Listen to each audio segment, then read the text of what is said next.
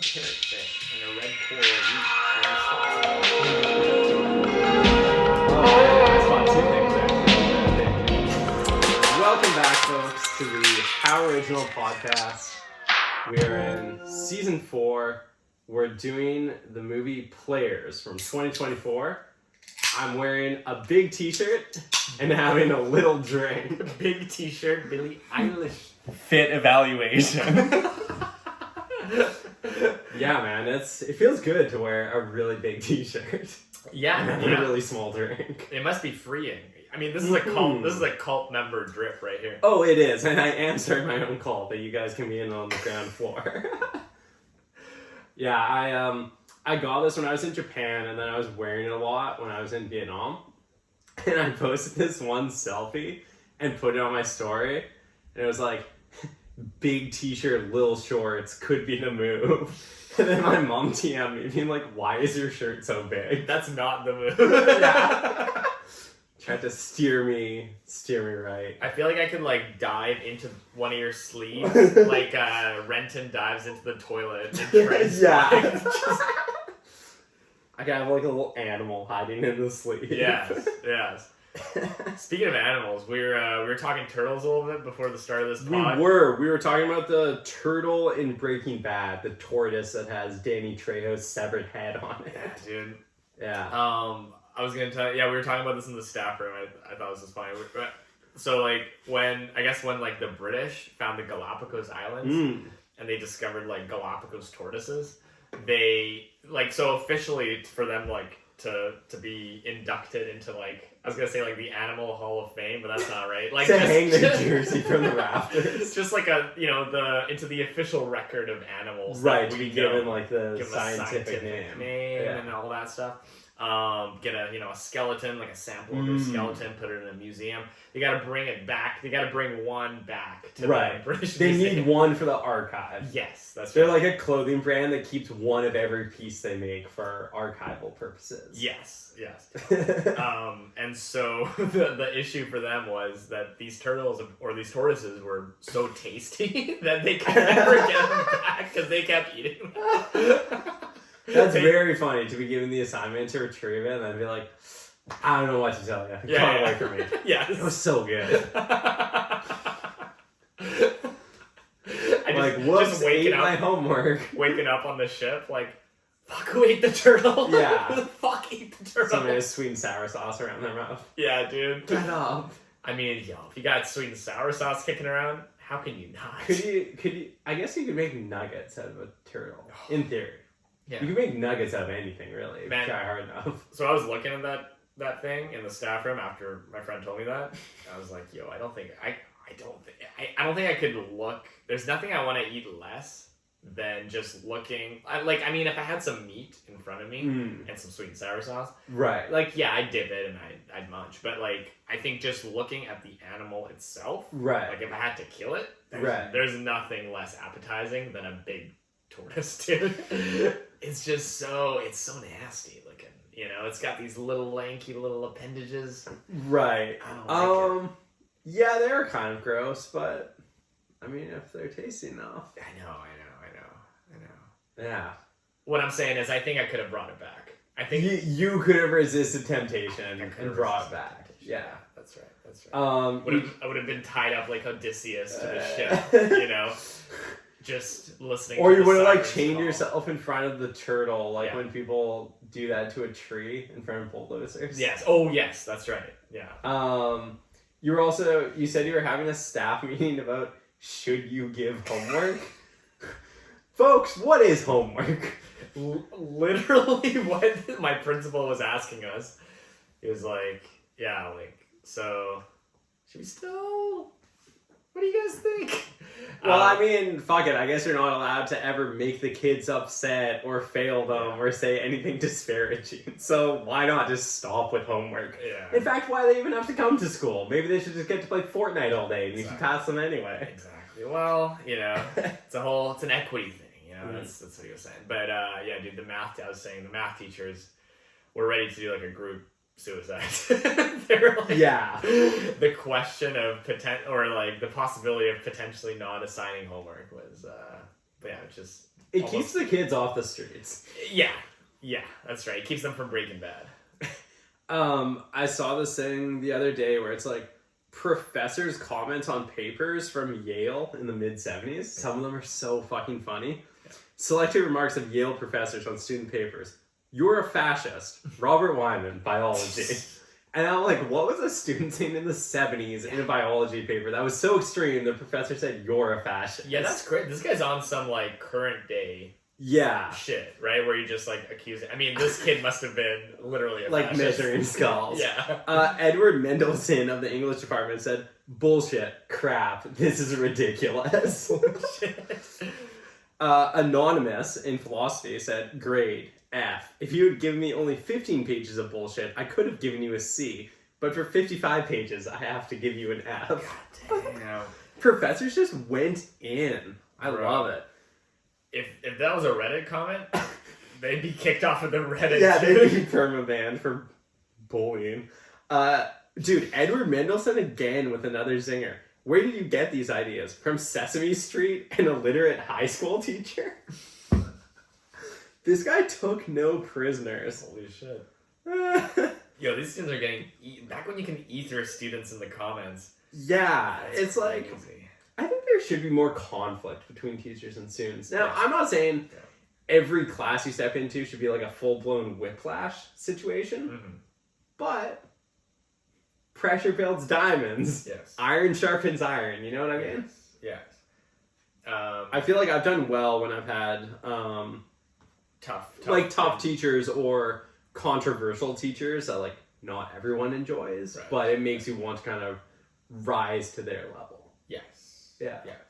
I do like a certain level of like, you know, expectation. Yeah, I like when they have high expectations, I guess. Yeah.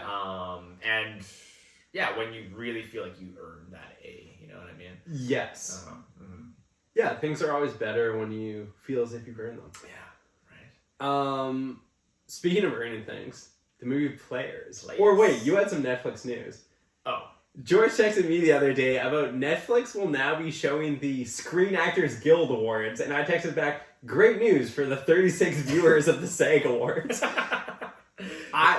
I don't know why, but I have the idea that, like, to you, the SAG Awards are a big deal. Like, I can see you strapping in for, like, the SAG Awards. Who, me? This guy? The Saggies, dude? Yeah.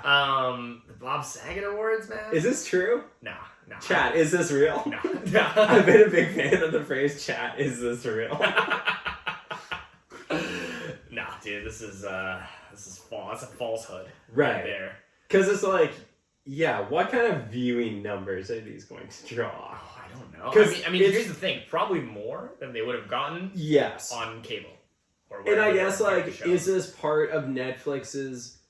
Does Netflix want more people watching the Oscar precursors, as they're called in the industry, like the BAFTAs, the SAG Awards, like all the shows where people are looking at what places well in each category as a kind of predictive measurement of what will happen in the Oscars?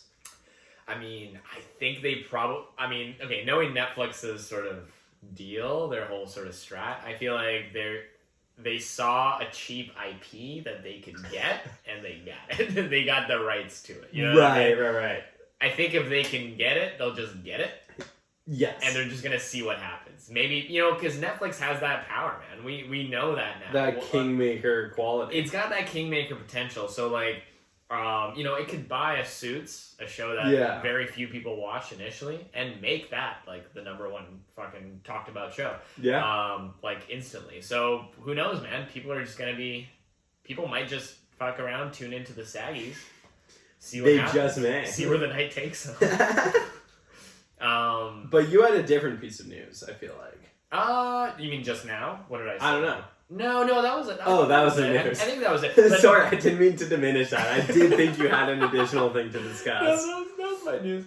I'm like, okay, but no, really, tell me the actual news. But I think, well, okay, so I think my prediction, though, was on over text. I think Netflix, because, okay, these award shows, numbers have been going down steadily year to year. No one's watching the Grammys. No one's watching the... I mean, people are watching... I mean, they're getting like 15 mil still, but that's like What is the all-time peak of the Oscars? Do you know what, like, a more robust year? I looked it up. It was like 30. Okay. I think. So, okay, you so know, that's a pretty it's gone sharp down decline. by like, what is that, 100%? 50%? Yeah. So, I think is Netflix going to revive the modern day award show? Right. Is it going to bring it back? Because I think, what do you think? Because for me personally, sort of the barrier to entry is just like accessibility. I would watch this shit. It's just so dang hard to find a stream. Right, because a lot of us are cord cutters and we don't have cable. Yeah. But I think people want to watch these things. Yeah. They just don't know how. It's just hard. I think I'm gonna boycott the Oscars until they finally give Tom Cruise an Oscar. Yeah. Okay. I like that. I think I text you the thing where Léa Seydoux was talking about, like, she finds it insane that Tom Cruise doesn't have an Oscar yet. Yeah. Yeah. Common Seydoux W. Well, I think they should make up a new category for him or something. Well, also, I think the idea of, like, should stunts be recognized by the Oscars? Because that's often been a discussion. Interesting. Best stunts. Yeah, the idea of, like, I don't know, are the Oscars getting stale in their format? Like, now that we've shaken up certain categories to allow more entrants, should there be additional categories? Should there be... Is, like, Best International Feature now redundant? That international features can also be entered into Best Picture? Yeah. I don't know. Do we go back to the drawing board and kind of... But at the same time, I feel like the Oscars are something everyone loves to complain about, but still tune into year after year. Exactly. So should the Oscars actually be fixed, or is it actually bad for business if they are too good? Right. Yeah. Yeah, maybe they should make a Scientology category. I think there's enough people in Scientology in Hollywood. They should just make a Scientologist category. Best Scientologist in film. In a film. You know? Yeah. They should only give Oscars to Scientologists. Yeah. I'm reading a letter. This leads into one of the main things I want to talk about with movie players. Okay. 1-star review. The best part of this movie was when the main character learns her boyfriend is evil because he gives her honest feedback on her writing. Something that probably should have happened more during the process of writing this movie. Also, our main character, who's really into sports, talks about how she loves being here at Yankee Stadium because it's where Babe Ruth played in Joe DiMaggio, etc., etc. Well, the new Yankee Stadium opened in 2009 and wasn't even on the same plot of land as the old one. It makes me shake with rage. Okay. Which I did not know, but that is a pretty key piece of information to get wrong. Yes. Yes, this movie does raise the important question of, should you get mad at a romantic partner for actually editing your writing, or should they just suck your dick about it and pretend it's great? You know what This really made me think. Yeah, what made me kind of annoyed was when they were talking about how... Okay, so she's dating this, like, Pulitzer Prize nominated big shot journalist. Is this real that British men are still attractive? I feel like rom-coms are continually hung up on the idea of, like, the sexiest a guy can be is a British guy in America. Jude Law. Yeah. Yes. So this guy is kind of like the perfect guy, or so we're led to believe. He embodies traits that our main character, Mac, Return of the Mac, thinks she wants in, like, an actual romantic partner, not just a short-term conquest. Yeah. So she and her friends are doing very Barney Stinson-esque plays in bars. Yeah. We have an insane animated intro that we definitely didn't need, where they're... I love it. So extra, dude. It's like, could this not just have been them sitting in the bar looking around and, like, drawing? Why did we need this animated? I'm such a sucker for a pointless animated intro. I don't know why. I don't know why. It almost gives the movie, like, its own kind of, like...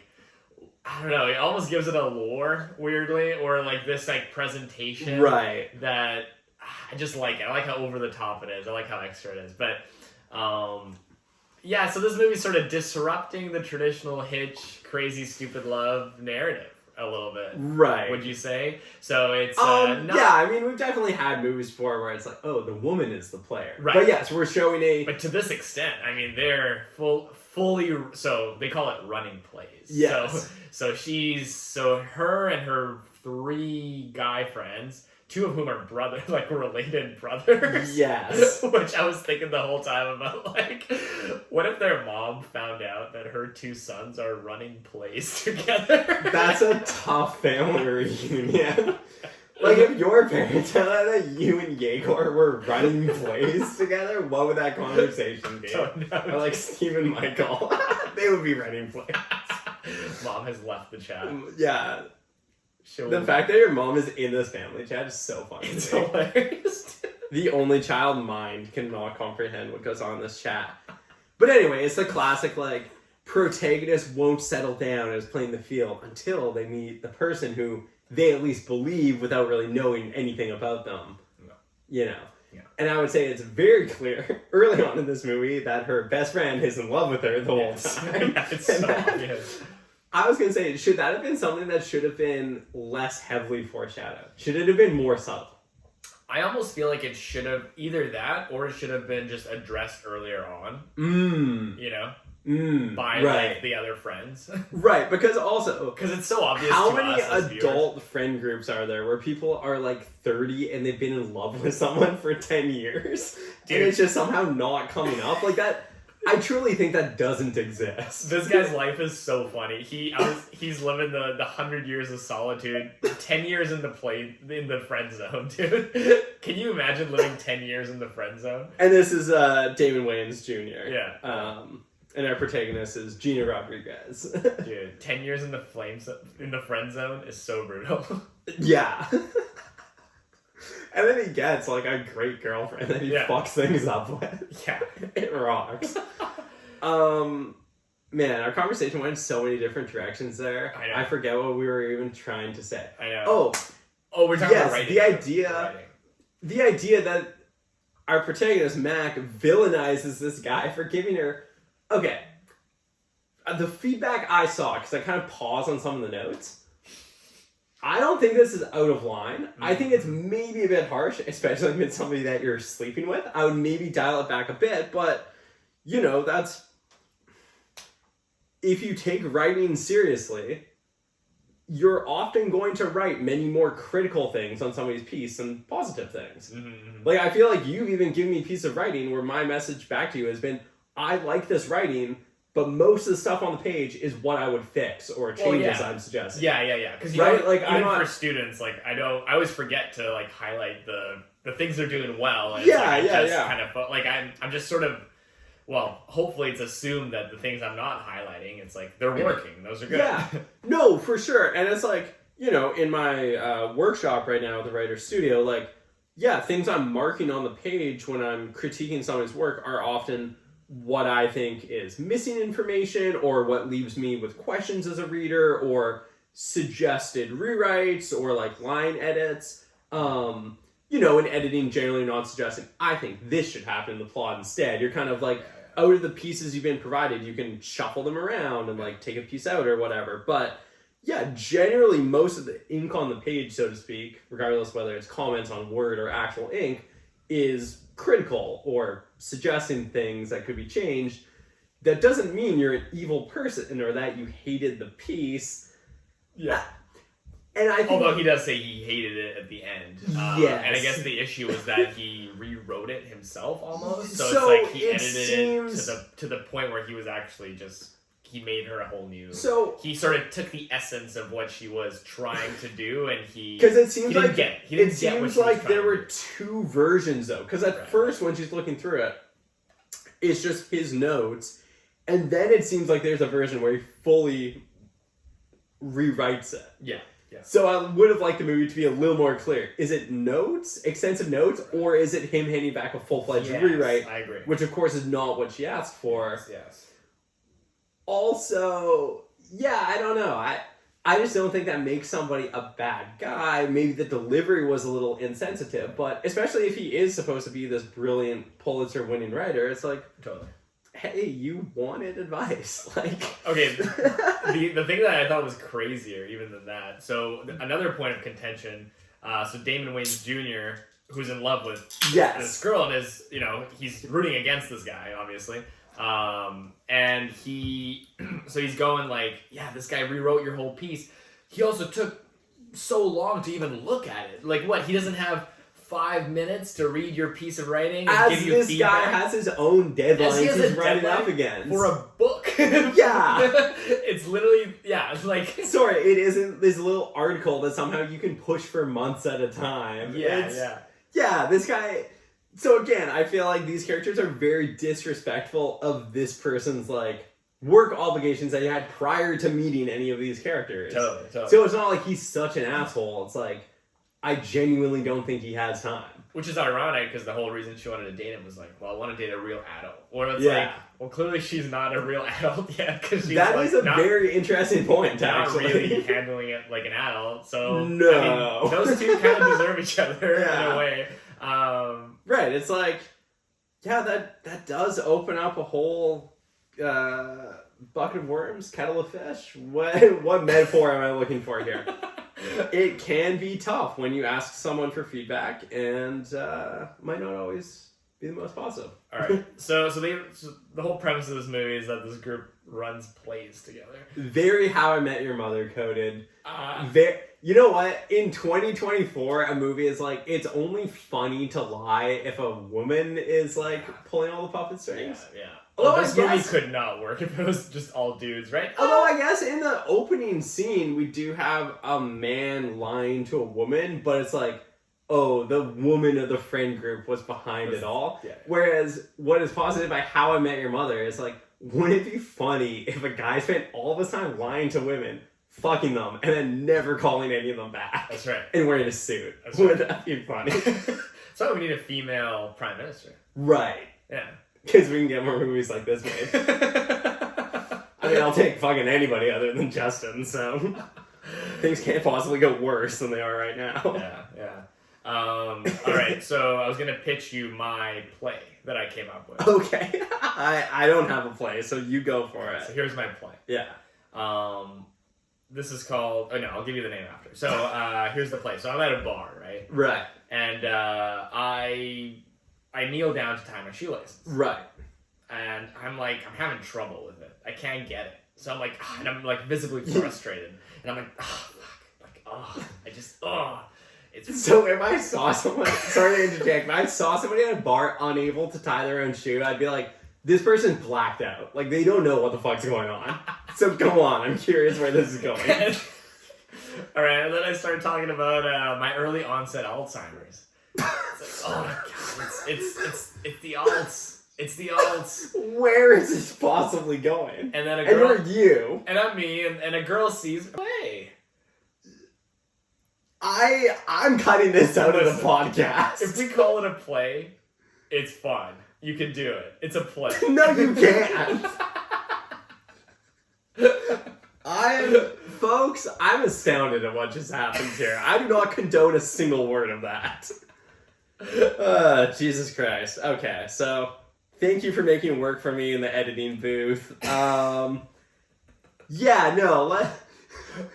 in the movie, basically, it's crazy that Mac, who is very attractive, is like, we need to come up with plays. It's like, you as a woman looking the way you do not need this elaborate pretense. No. And I was watching that being like, oh, she's a sicko. This is like her kink. Yeah. To like, tell these stories and like violate the social construct in such a way.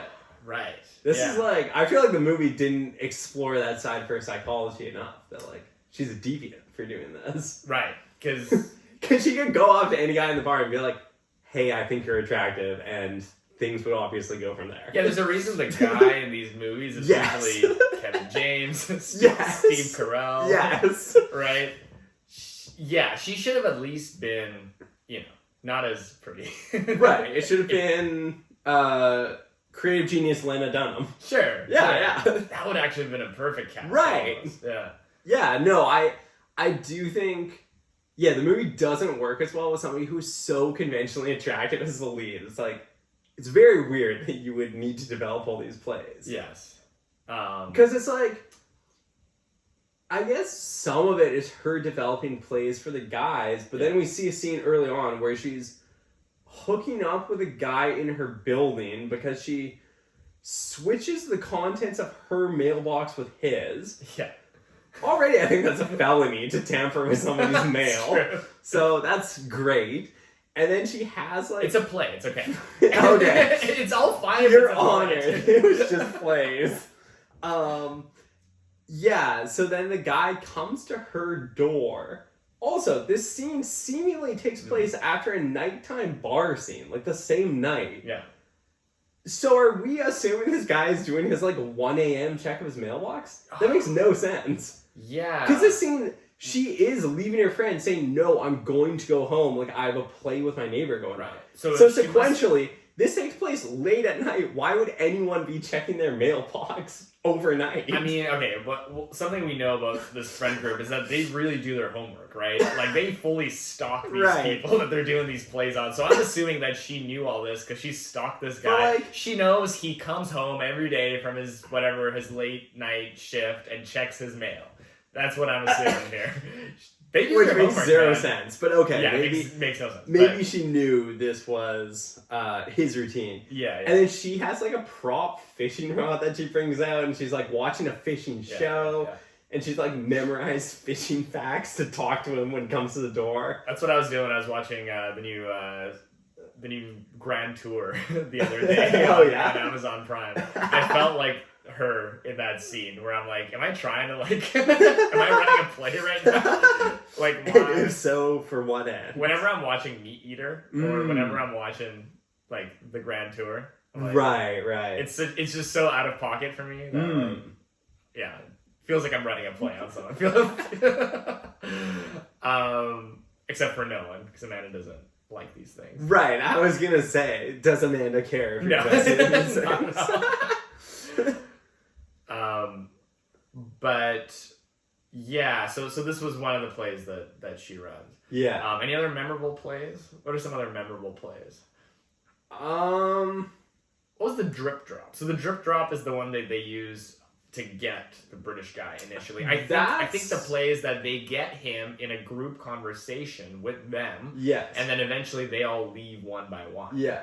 Hence the Which drip drop. I would argue is a little less sophisticated than what would be required for a play. Right. I think that's well within the boundaries of like normal human. What a normal human would kind of strategize, but not full-fledged like we need to write it down. Yeah. Right? Like, exactly. I don't know. I feel like everyone's probably done a version of that. Yes. Where it's like, oh, it looks less weird if we are as a group now, and then once conversation gets going, you know. Yeah, exactly. Yeah, so the drip drop, all of them have names. Again, very, very Barney Stinson-esque. Yeah. I just saw a Letterboxd review, 2.5 stars. Imagine a group of friends where everyone is Barney Stinson and the plays are nonstop. They also capitalized plays in that review. So it's like, you know.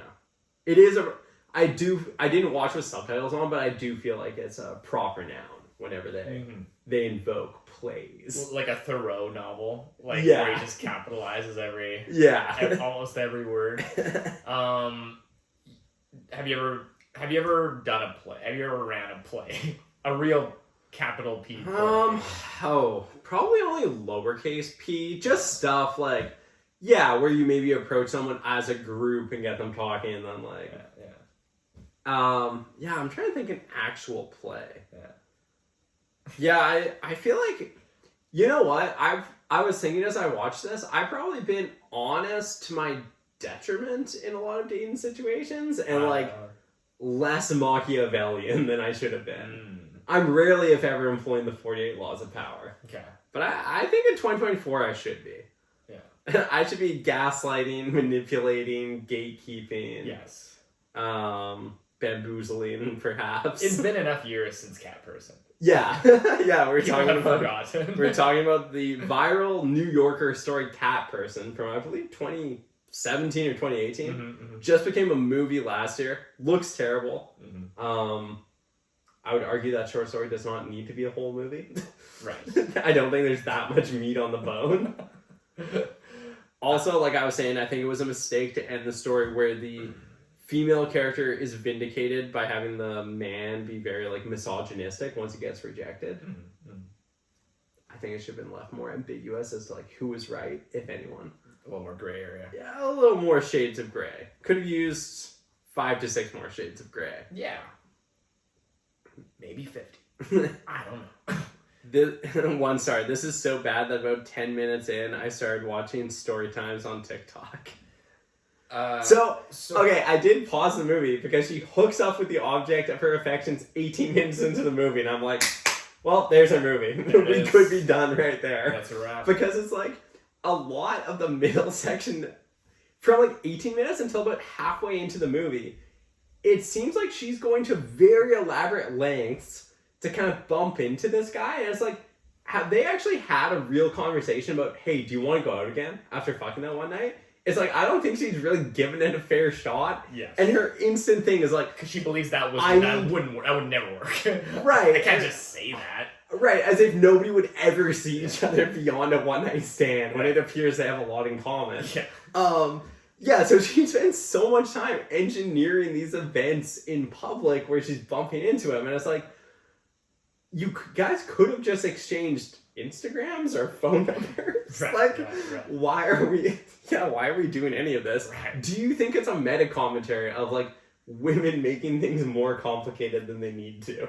Do you think that's what the movie was getting at, or do you think it's just like, this plot needs to take up 100 minutes? It depends on if was this made by a woman? Did a woman make this movie? Good question. I think it was a lady. directed by Trish Sy. That's right. Whoa, the director of Pitch Perfect 3. Let's go. And one of the Step Up movies. Okay. Was it To the Streets? Step Up All In. Okay. I'm unfamiliar with the franchise, so I don't know where that lies in the sequence. Yeah, I saw the second one's called Step Up to the Streets. Yeah. To All the Boys. Yes. Hold on. One thing I was thinking about To All the Boys. P.S. I still love you. Mm-hmm. I still love you too, man. I'm very anti Peter Kavinsky. He was mocking John Ambrose's stutter.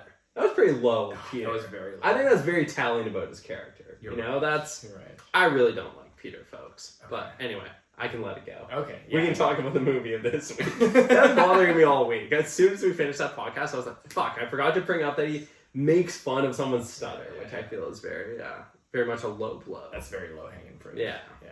No, not cool. I was gonna tell you about a dude that I used to know who ran plays. Somebody that I used to know. Dude, this guy. His name was Gotye. This guy Gotye. Is that how you say the name? Gotye. Gotye, probably. Gotye. Yeah. Gotye on the brain. Bianca Gotye. What happened to Gotye? The story of Australia's bravest songwriter. Did he get got? I don't know. Did he get got? Keep talking about the guy you used to know. Okay, so this guy ran plays, dude. This guy told me when he lived in the Philippines, he had this play, right? When he was a young lad, just like a little boy. Like, I don't think he was even a teen, but he was like a cute little kid.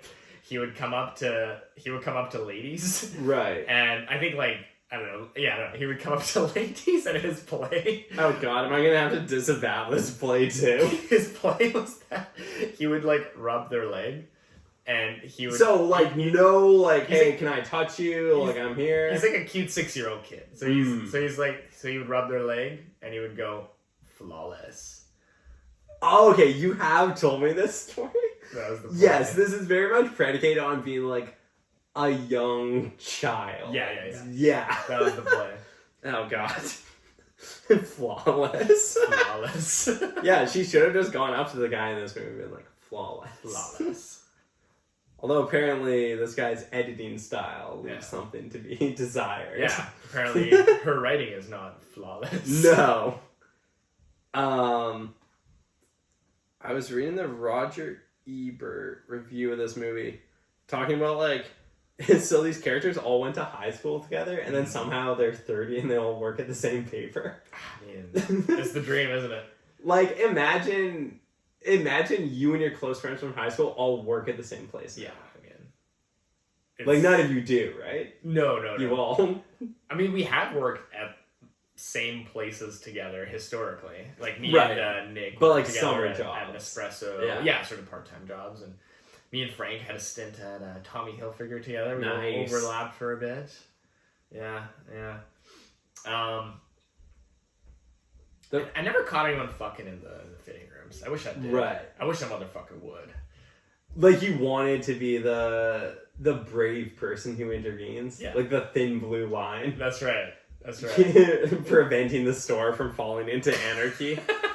You wanted to cock your Dirty Harry Magnum. Or here's feeling lucky, bunk. Or here's what I would have liked to do. I would have liked to intervene early on in someone's like fitting room fucking career. Right. So like, you know, maybe scare them straight a little bit. You know what I'm saying? Or like, you know, hey, you don't have to do this. Right. Talk them off the ledge a little bit. Like, you're better than this. Yeah. You don't have to do it. You don't have to. Yeah. Yeah, you could have changed some I lives. feel like I really could have, man. I mean, I'm sure someone did get one in, you know, over me. I feel Probably. like, or under me. Because, like, presumably you had store duties that took you all throughout the store, and you couldn't just monitor the fitting room. No, I couldn't monitor it the whole time. So. Yeah. And, like, I mean... Were you a store where, like, you go to the fitting rooms and there's, like, almost an attendant at a desk handing you the tag for, like, a particular fitting room or monitoring how many items of clothing you have? It's, you know, it depended on the day and depended on how many workers were working, you know? So it's like if we had... You know, if it was a busy day, like a Saturday, then yeah, you'd always have someone attending the rooms. But if not, then people could sort of self-serve. They could self-service themselves in the fitting rooms. Yeah, I don't know. I never found any evidence though. So Right. So you're shining like a UV light in there. Yeah, right. You were dusting for prints. That's right. We did have a lot of theft, though. Significant theft, for sure. In the Metrotown Mall. I was going to say, I think, just run-of-the-mill retail theft is far and away the biggest concern. Yeah. Like, would you guys have, because I've never worked that type of retail before, would you have meetings about, like, okay, theft was up this month, like, be on the lookout? Yes. And did you have, like, a secret shopper? Or no, we did not have anyone undercover. But I think I would have gone. I think like for a long time, at least in Canada, the messaging to employees has been like, don't intervene when you see somebody steal. Like, bring it someone's attention. Yeah.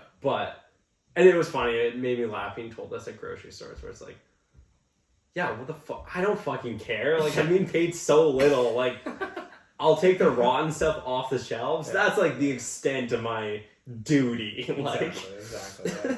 Like I wasn't gonna. I'm not gonna be a hero jumping into the line of fire here. Yes. If somebody wants to steal a wheel of cheese, I mean that's up to them. Well, you're not a Gryffindor, Pat. No. Here's the thing, us Gryffindors. Oh God. We just instinctively go. You know, when we see wrongdoing take place, we wanna right that wrong. You're simps for the brand. We wanna crush it. So you know, I'm loyal. That's one of my traits. Okay. Yeah. So maybe that's what I can't relate. But no. Yeah, it's crazy to be like, yeah, don't go after them. Like, all right. Yeah, it's like I'm not feeling heroic today. For me, it's mostly because it's like, man, that's gonna be awkward. It's not even for safety reasons. Like, I don't even want to I don't want a confrontation. It's not like, oh, they're gonna pull a butterfly knife. You're like, it's awkward. I just don't want a confrontation. Yeah, that's my biggest. Damn. Fear. Yeah, I mean, talk to. I've definitely seen people get busted for shoplifting. Yeah. At a store I used to work at. Yeah. And like taken into the back and like have their photo taken. Yeah. Sometimes police would be called in to like. I don't really know what the consequence of that is. Maybe like a fine, or you can be banned from a store. But I do wonder, like, when you're banned from a store, how long does that actually last? Well, I was banned from Superstore in my brief shoplifting stint. And, I mean, let me tell you, I don't think there's any way to uphold that. I think you've also changed in appearance a lot. That's why I grew this beard, so I can go to the Metrotown Superstore. Today. Have you ever read the book Shoplifting from American Apparel by the alt-lit pioneer Tao Lin? I haven't read it, but I heard about it. It's about him getting arrested for shoplifting from American Apparel, amongst other stuff. And I think he like goes to a holding cell or something in like a New York jail. Yeah, kind of an interesting writer, for sure. Wow. His book Taipei influenced me a lot when I when did I read it? 2013, 2014 when it came out. Yeah. And it's like, it's one of those books that's almost painfully boring, but then circles back around to where it becomes true art. It's so mundane that it becomes brilliant. Gotcha. Yeah. And horseshoes. Yeah. Anyway, we're getting off topic. So, the New York Times review of this movie points out that most of the characters are journalists, a time-tested rom-com career that, in the universe of these movies, seems largely decoupled from what it's actually like to work for a paper or magazine or website. That is true. Why are rom-coms continually trying to tell us that British men are like sexy and refined, and that being a journalist is really glamorous? Well, is it sort of genre? Is it the familiarity of the genre, the sort of the comfort food nature of the genre, kind of makes it want to keep perpetuating these old tropes and these old kind of, where it's like the you know what I'm saying? simulacra of being a rom-com journalist. Yeah. There's no real resemblance to the actual experience of being a journalist in reality. Exactly. I feel like rom-coms are sort of stuck in one... They're all stuck in like 2007. You know what I mean? The latest, yeah. They all take place in 2007. Yes. Where it's like nobody talks like normal people, like normal, cool people, young people talk. Yeah. Yeah, like all the jobs don't make sense. Nothing. And I feel like none of the characters are ever in a truly perilous financial situation. Yeah. Like, there's always the idea that there's abundance and people are going to land on their feet, or that being a journalist is, I did appreciate how much references there were here about, like, I'm super fucking poor, like, I need this job. I think they did a pretty decent job with that. Right. But do we see the actual effects of being poor? No. Because you could argue they're, like, out drinking and lying to strangers every night. Totally. So. Well, you don't want to make people sad, right? No, That's the whole of thing course. about the rom-com is, you know... Of course, can't be sad. You can't be sad, right? This is... it's got to take place in this mythical, this 2007, right? Before the financial crash, right? Yeah, before things got real. Yeah, and the only sort of modern, really, like, reference in this movie is Tinder and Bumble, which are already outdated, kind of. Right? Yeah, they're hardly new references. Yeah. Our heroine is Mac, Gina Rodriguez, short for Mackenzie, a sports reporter who works for what appears to be a New York alt-weekly that still has the budget to cover bizarre local sports, such as chess boxing. She is the consummate cool girl, 33 years old, both a total hottie and a total tomboy, unable to do things like make a real meal or read a book. That's a red flag when someone can't make a meal.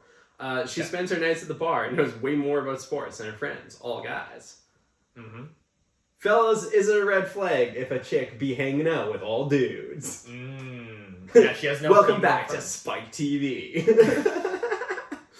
1,000 Ways to Die. Yeah, that's a great show. That was an insane show. That was a truly great... Deadliest Warrior was my favorite, though. Okay.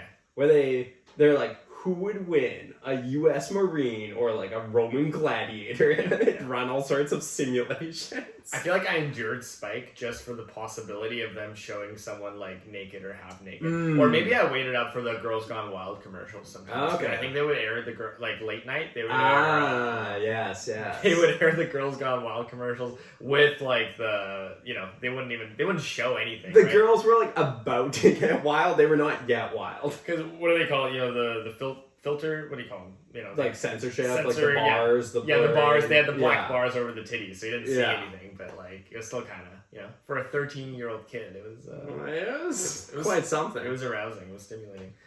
But yeah, she's a self-professed. She doesn't have any female friends. Is that a red flag? I don't know. What would you think? What would you say? Do you think? Yeah, I would think it's weird if anyone has no close friends of the opposite gender. Or of the same gender. Or, same gender. Yeah. Yeah, it is a little sus, I would say. Is that weirder for a girl or for a guy? Like if a guy has all female friends or if a girl has all male friends? What do you think is weirder? That's a good question. I think it's almost weirder if it's a girl, maybe. I mean, I don't know. Because with a guy, you just kind of... Wow, I don't know. kind of weird either way. It's though. weird either way. It would raise a lot of questions about someone. I was like, Yeah. why can you not be friends with your own gender? What's happening here? That's one of those things, right? Like, obviously, you and I are pretty progressive, and like, We are? Since when? I'm kidding. Since you canceled me for my play, dude. Is there a fucking Apparently. mouse in your pocket? Yeah, we are cutting that from the episode.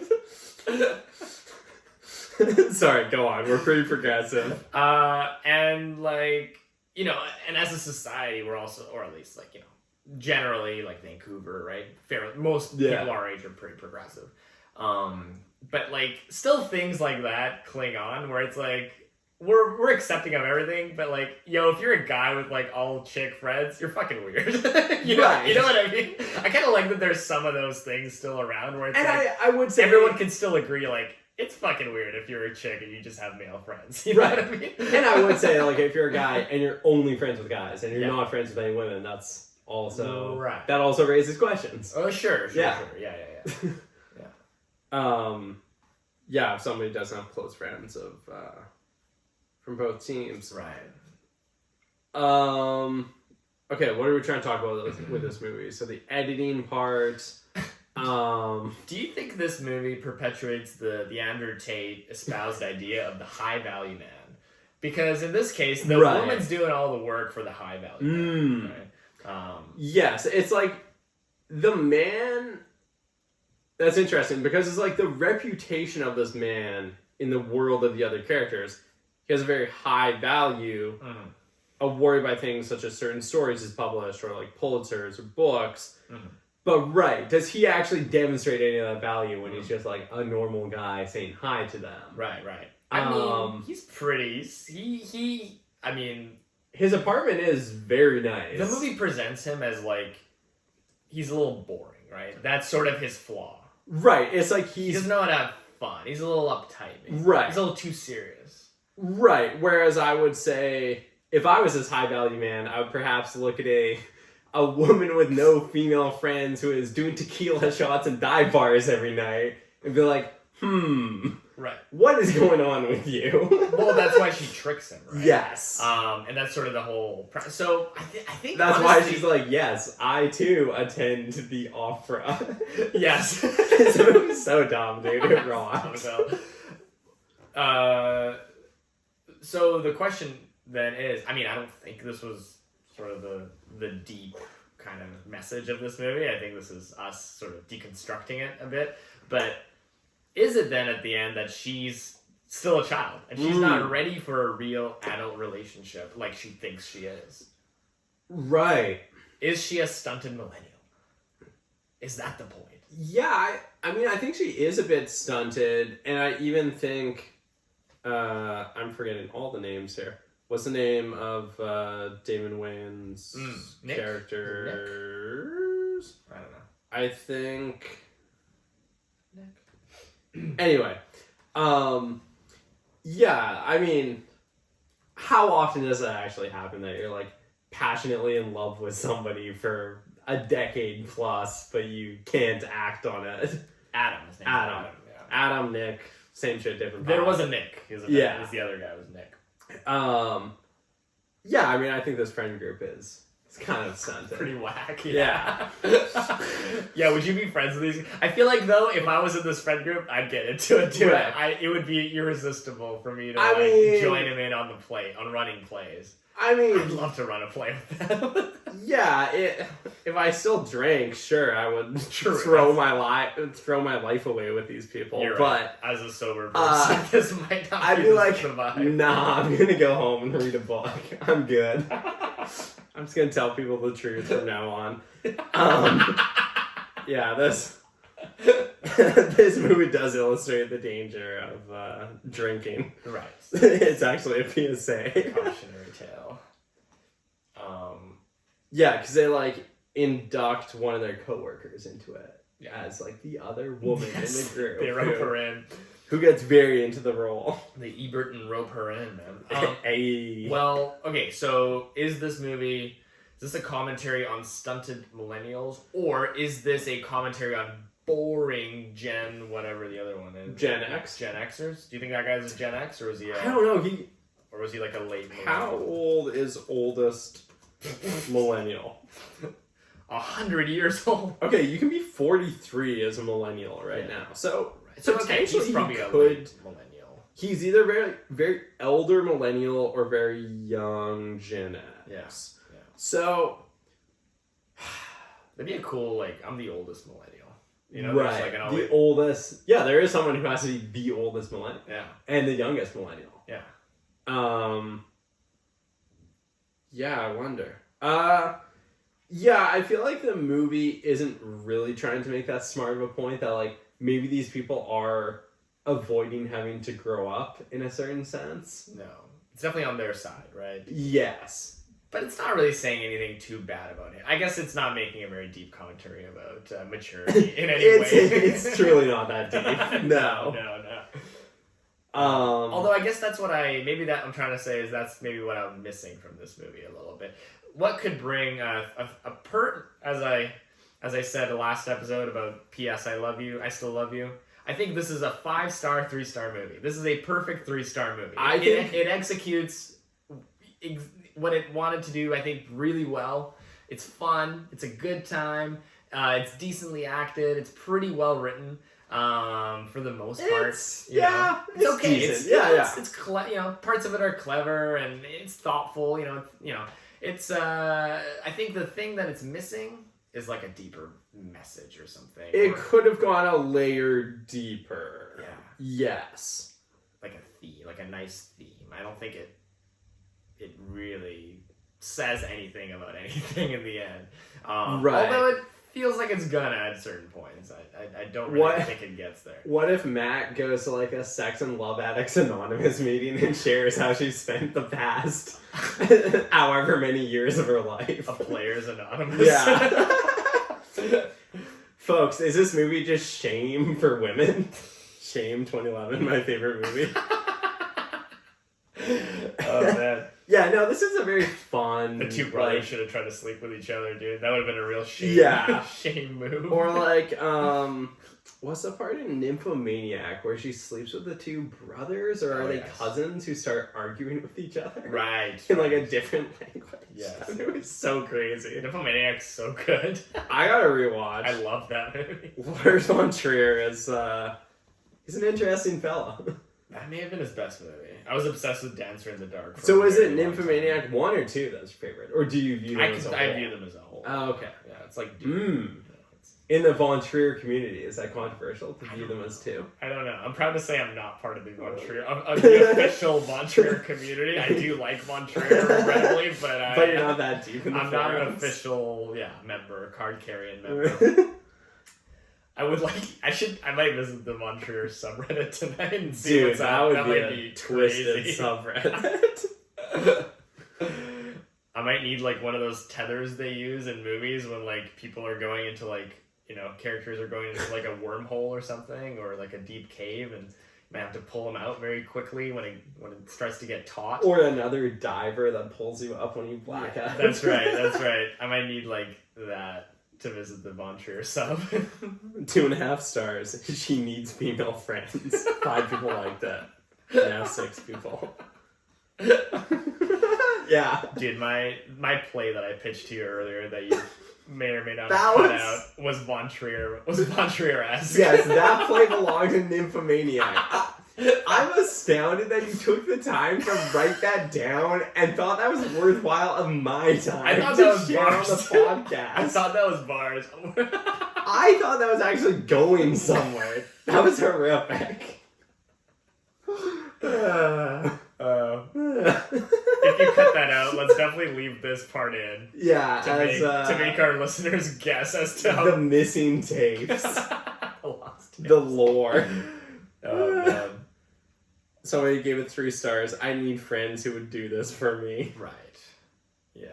Yeah. They were, as I think one of the characters pointed out, they were true ride or die homies. They were. It was regardless whether you think these people are stunted or not, they do have very close friendships. Yes. They do support each other. Yes. And you did... Even if arguably their intelligence and time could be used for more constructive means. And there was a very satisfying sense of, like, camaraderie in this movie. Yeah. That was not communicated in the movie Lift, for example, right? Yeah, no. You know, I think that's what we talked about in Lift, where it's like Could these characters have pulled off the heist and Lift? I'm gonna the say ultimate yes. play, dude. Yeah. Players. Has a movie never been called Players before this movie? That can't be true. That's actually surprising to me. Whoa, Why is hold that? on. Holy shit. Why are What you happened zoomed? here? I don't Usually know. you're zoomed in like 150%. You were zoomed out at like 200%. What's going on? I don't know, man. I gotta look into this. So, I don't know. 2012, there was a movie called Players. So was it English language? It's Indian. Oh. Yeah. Yeah, it's like such a generic name, actually. It really surprises me that this is the first time. That was an official remake of The Italian Job. Whoa! An Indian remake of The Italian Job. Holy moly, now I want to Yo. watch Players from 2012. Which I guess, is the second, of the 1969 British film of the same. So wait, hold on. This Indian movie is an official remake of The Italian Job and is the second remake of the... Okay, so it's a remake of the original Italian Job. It's a remake of a remake. A remake of a remake, dude, yeah. A copy of a So it copy employs of the a same copy. plot as the 2003 version. Yes, I guess so. Yeah. So there's a Don, a con man, Mm-hmm. a lady thief, a seductress, a magician, an explosive expert, Yeah. and an expert hacker. Yeah. I don't think they needed to put... I assume all these characters are experts at everything. Mm-hmm. And a prosthetic makeup artist. Right, yeah. And they all plan to steal gold worth 100 billion? Oh, US 1.3 billion. Wow. That's still a lot of gold. That's rupees, dude. That's like... Dude, that's like too much gold. That's... I think it's interesting in movies how a lot of like hostage situations are still like, give me $1 million. Yeah. And then you watch a movie from the 70s and they're like, give me $1 million. Right, And I think it's really interesting that despite rampant inflation and like wages have not kept up with it at all, that $1 million is still the average hostage ask. Right. You know what I mean? It's, Totally. I mean, you I gotta feel like go... we need to, with inflation, I mean, if you're only asking for $1 million, it's not worth it anymore. Or at least don't do a round number. That's an amateur move, as Dave Portnoy will tell you on the pizza reviews. He never gives an 8. He never gives a 7. He gives a 7.3. Okay, he gives an 8.1. Ask for $1.1 million. Right. Right. That's an amateur move to ask for $1 million. Right. I haven't got to the scene in Breaking Bad, you know, where there's the storage locker literally full of money, and Huel, the giant black bodyguard, lays back on the money with Bill Burr. Oh yeah. It's so funny that Bill Burr is in like 4 episodes. Yes. And did he have hair back then? He too? did. He was like balding, but still had hair, and he had a beard. Yeah, it's so funny seeing Bill Burr in it. Where he's like kind of one of the crooked guys that Saul employs. Burr notice. Yeah. What was I gonna say? The whole plot with Ted Beneke, who has been like embezzling from his own company and misrepresenting the income, and then Skylar gives him the exact amount he needs to pay back, and then he doesn't. He's like, "Oh, I'll get to it," and then he shows up in a brand new S-Class Mercedes. Let's go. I was actually pissed that he didn't die. Like, he survives when he tries to run away from Huel and Bill Burr and snaps his neck, and then he's in the hospital. I'm like, this is the most annoying motherfucker. Like, I was so happy. I'm like, good, he died. I'm like, this is somebody who's truly too stupid to live. I told a student to watch Breaking Bad the other day. Whoa, what brought that up? I think she was talking about how, like... Oh, she asked me, like, have you ever watched Breaking Bad? Oh, okay, Out of nowhere. And I was like, yeah, I have. And she was like, see, I knew it. Every English teacher has watched Breaking Bad. I was like, when did that okay, become a stereotype? I'm just a statistic now. Yeah. Whatever. And I was like... like, every millennial has watched it. She's like, yeah, this teacher told me that she's watched it, but that I shouldn't watch it because it's got a lot of bad stuff in it. And I was like, you should watch it. Yeah. I was like, It's definitely watch it. Don't do math, but watch it. Yeah. Hell yeah. Yeah, dude.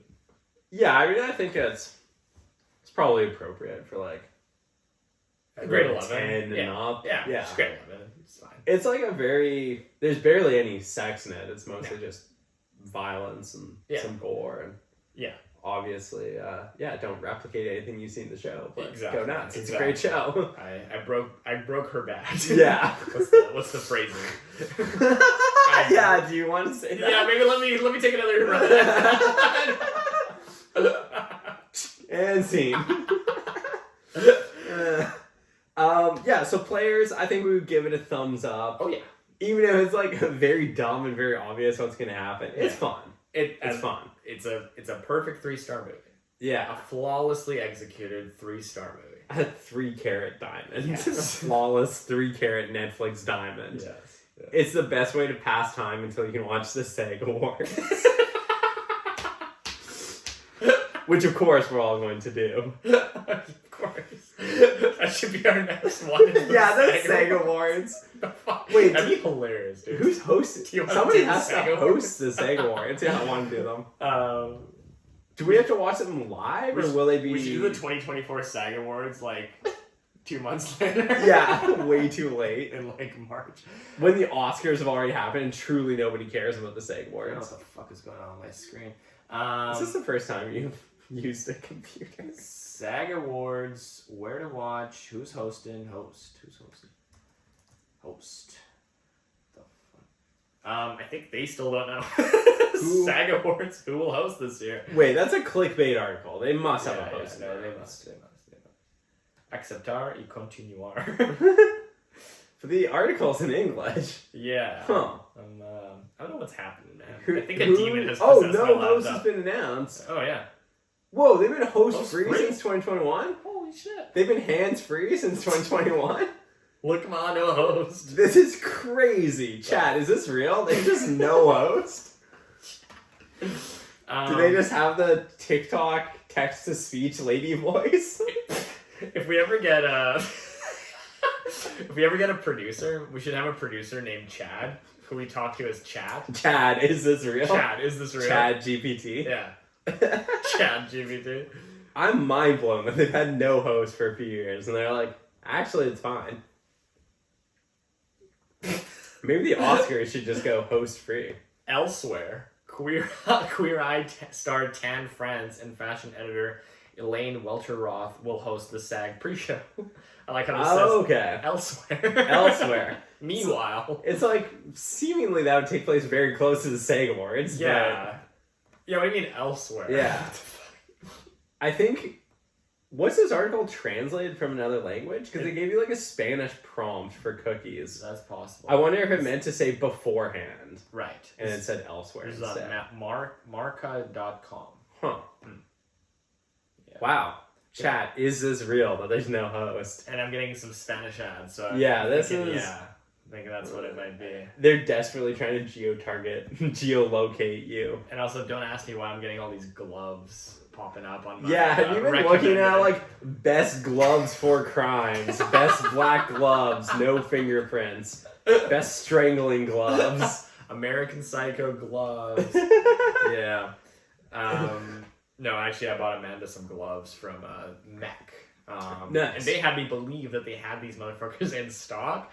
And I ordered them just in time for Amanda's birthday. Yeah. And they fucking didn't have them in stock What? and had to ship them. Ah. And then I called Mac, Yeah. then I was like paying attention to like when are they going to be delivered, and it said delivered, but they hadn't emailed me like a notification. Right. And then I called Mac and I was like, hey man, like it says the gloves are delivered. First of all, you said you had them in stock, you didn't. I had to order them apparently, and they just came in. It says delivered. Can I go get them? Yeah. And he like laughed in my face. He was Whoa. like, no, you can't get these. Like, do you know how long it would take me to go look through our warehouse? No, wait for the email. He was so condescending. Whoa. Dude, I fuck don't wanna- this prick. Fuck Mac. Enemy of the podcast. Dude, fuck Mac. this for guy real. sounds terrible. Dude, this guy sucked. And It's like, hey, jerk off, I didn't organize your warehouse. Like, Yeah. figure it out. I don't know how your system. Yeah. You think I know how your system works? It says delivered. I don't know what Okay, kind I of- check my tracking. It says it's been delivered. Usually that means like I can pick it up. Yeah, like, I don't know what kind of bastardized Dewey Decimal System you're fucking working with back there, but figure it out. Yeah. So anyway, he made me feel like an asshole. Fuck the co-op. Yeah. For real. It's on site. It's on dude. So wait, they weren't there in time, and you just had to... Yeah, they weren't there in time. Oh, I man. had to give her an IOU. Ah. Yeah. We've all been there, man, but I hate it when I have to... I love to give people the physical thing, Yeah. but, you know, life happens. Yeah. And I couldn't do my murder crime on time. Yeah. You're like, there's a loose end still. Yeah. All right, man. Well, you want to talk about the new Yeet album or something? Yeah, so other media, I've been big into the new Yeet album. It's so fucking good. It's so good. I texted you the first song on the album. Makes me feel like I'm Venom Spider-Man hanging off a building looking over a city. It's so fucking good. It's so good. It's ridiculous. It's ridiculous how good it is. You know what it reminded me of? Another album you recommended to me, the masked guy. What's his name? The British mask dude. Oh, Cass is Dead. Cass is Dead. Yeah. Kind Yeah. of reminded me a lot of that kind of production. Very dark, very a little bit Blade Runner. futuristic. Yeah. Oh, shit. I would say Cass is Dead draws like more blatantly from the 80s, but I do think it has a bit of like, it almost sounds futuristic, but like based on the past and like dark kind of sci-fi. Exactly. Yeah. So yeah, that album's good. Very dystopian. Yeah. Energy. What have I been reading? I'm still working on The Shards by Bret Easton Ellis. I'm more than halfway through that. Honestly, chat, it is pretty long-winded. I did enjoy it, hearing it on his podcast when he read a chapter per episode. But now that I can kind of inspect each sentence on the page, I'm like, it's not my favorite thing he's ever written. Yeah. I read the famous pornographic novel, The Story of the Eye by Georges Bataille. Okay, so I have a couple of questions. Yes. Yes. My first question. Go off. My first question is the eye a reference to like the eye of the penis? I believe in Shakespeare times the penis has often been referred to as an eye. I'm not just getting that out of my head. No, there is. I'm not making that up. There is a literal eye that the title is referring to. Yeah. I would say more so than the actual penis, it could be also referring to the very objectifying kind of male gaze exhibited by the unnamed narrator. Okay. And kind of the way he maybe possesses his love interests through his sight and how he sees her, but there is a literal eye that comes into play. Oh, I see. But also, yeah, maybe that could be a part of it. Double entendre. There is a lot of penises and fluids and sucking and fucking and whatnot. I love when girls look directly into my little eye. Look, play the eye. Play Story of the Eye. And it's so funny. Actually, I found out about this book I was reading Susan Sontag's famous essay, The Pornographic Imagination. And then this was something she referenced as like an example of how essentially pornography can become art and can provoke the same questions that like traditional literature might provoke from an audience. Well, isn't that like just erotic fiction has been sort of co-opted by horny middle-aged women, but but there's no reason that a book can't be both horny and good. Right, of course. Yeah, and there's the Many idea books that horny and good.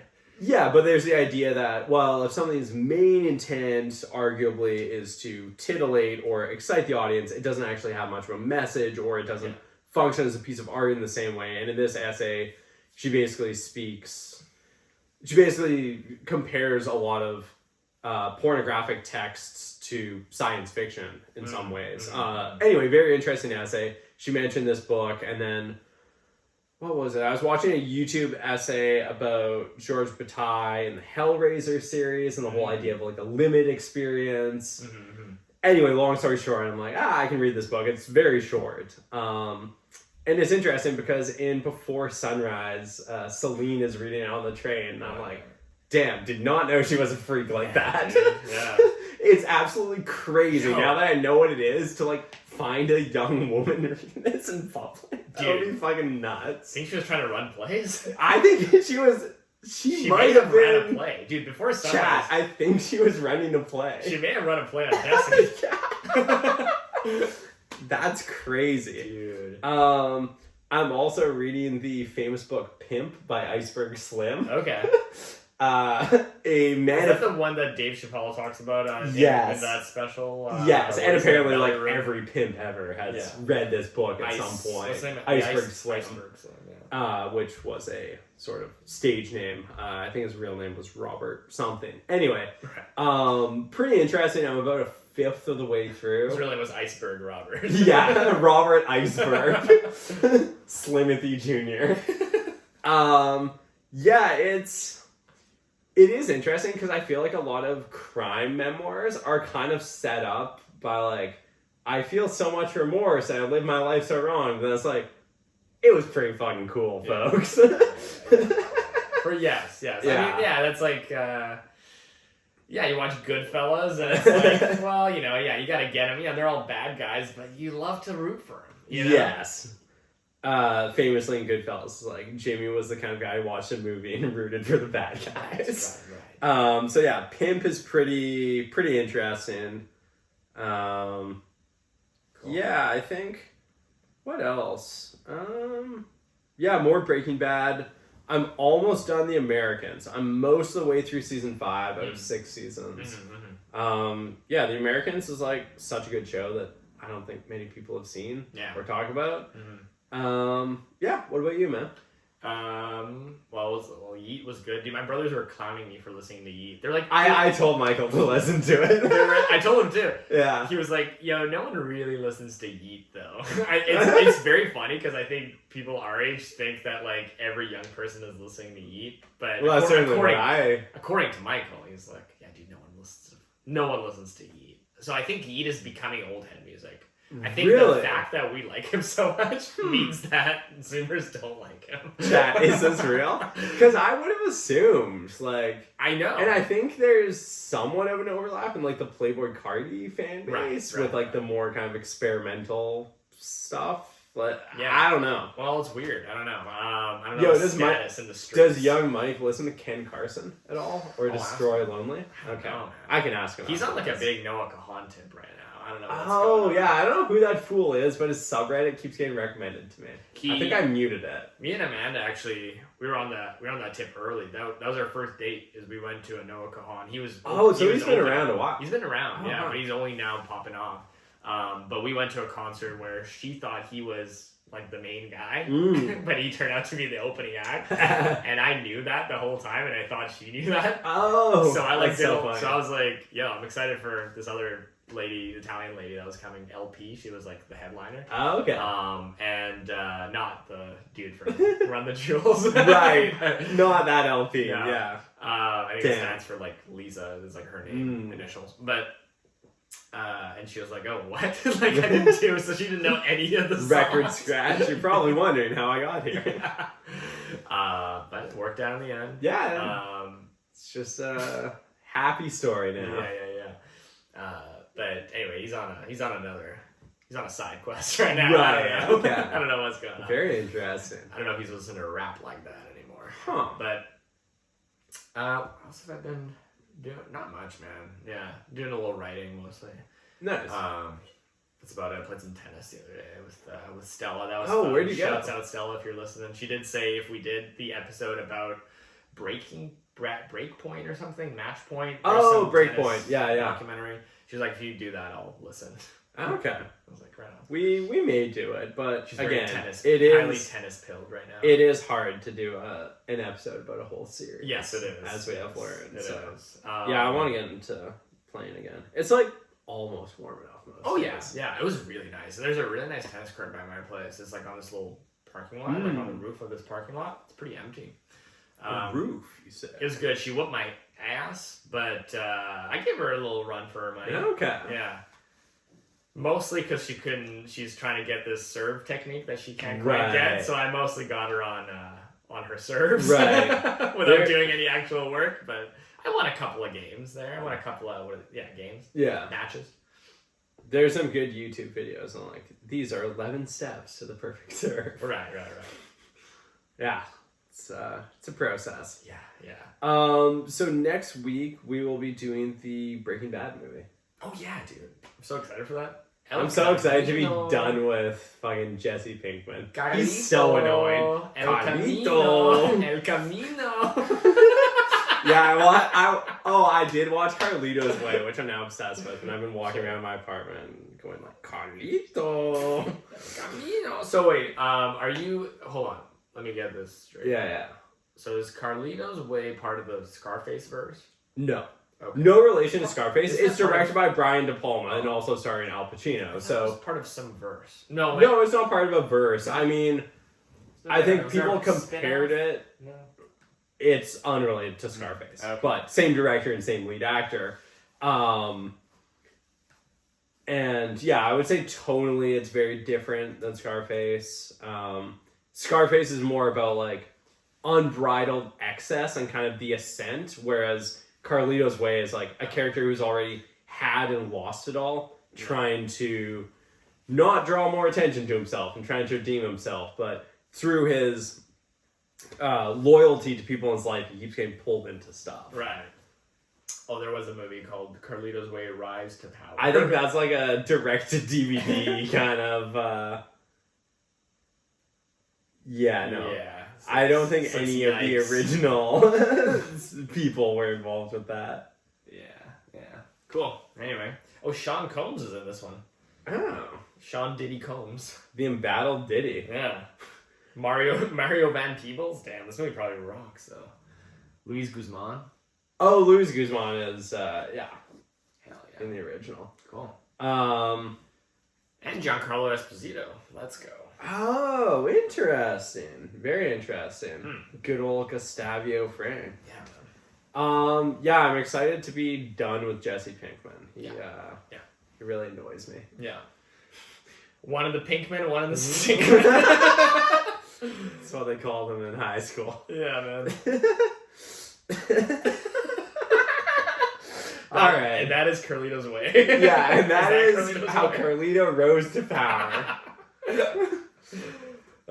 Now I'm imagining someone watching Carlito's Way and at the end being like, but wait, what was his way? Hold on. What was the way? Is that the though? way Carlito would have done it? Am I doing it the Carlito way? Do it more of the Carlito. Like Chat, are we doing this Carlito's way? Which way? Good times. Carlito's way. All right, well, that's about it. Breaking Bad movie next time. Till then, stay safe.